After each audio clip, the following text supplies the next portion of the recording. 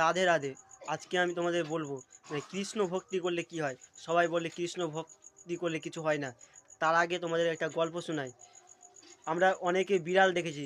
বিড়াল যখন এক বাড়ি থেকে এক বাড়ি যায়, তখন নিজের ওই এক মুখ দিয়ে নিজের বাচ্চাকে নিয়ে যায়, কিন্তু তার বাচ্চাকে কোনো আঘাত হয় না।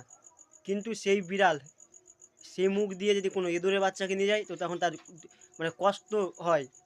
মুখ একটাই, বিড়ালও একটাই, পরিণাম দুই রকম। যখন সে নিজের বাচ্চাকে নিয়ে যাচ্ছে খুব আরামে নিয়ে যাচ্ছে, আর যখন ইঁদুরের বাচ্চাকে নিয়ে যাচ্ছে তখন টানতে টানতে হিচড়ে নিয়ে যাচ্ছে, তাকে মৃত্যু যন্ত্রণায় মানে করছে, আঘাত করছে, তার শরীরে অনেক লাগছে, কিন্তু সে যখন নিজের বাচ্চাকে নিয়ে যাচ্ছে তখন লাগছে না। ঠিক সেই রকম এই ভূলোকে, এই মৃত্যুলোকে যারা এসছে ভগবানের কাছ থেকে, এবং এই মৃত্যুলোকে এসে যারা ভগবানের ভক্তি করছে না, তাদেরকে যখন মৃত্যুলোক থেকে ভূলোকে নিয়ে যাবে, তখন ভগবান সে ঠিক সেই ইঁদুর বাচ্চার মতো নিয়ে যাবে টানতে টানতে। এবং যে কৃষ্ণ ভক্তি করবে তাকে সেই বিড়াল বাচ্চার মতন মানে খুব আরামে নিয়ে যাবে ভগবান। এটাই হচ্ছে কৃষ্ণ ভক্তি আর কৃষ্ণ ভক্তি না করার ফল। এটাই পার্থক্য, আর কোনো পার্থক্য নেই। তো আজকে এটাই বলা ছিল। রাধে রাধে।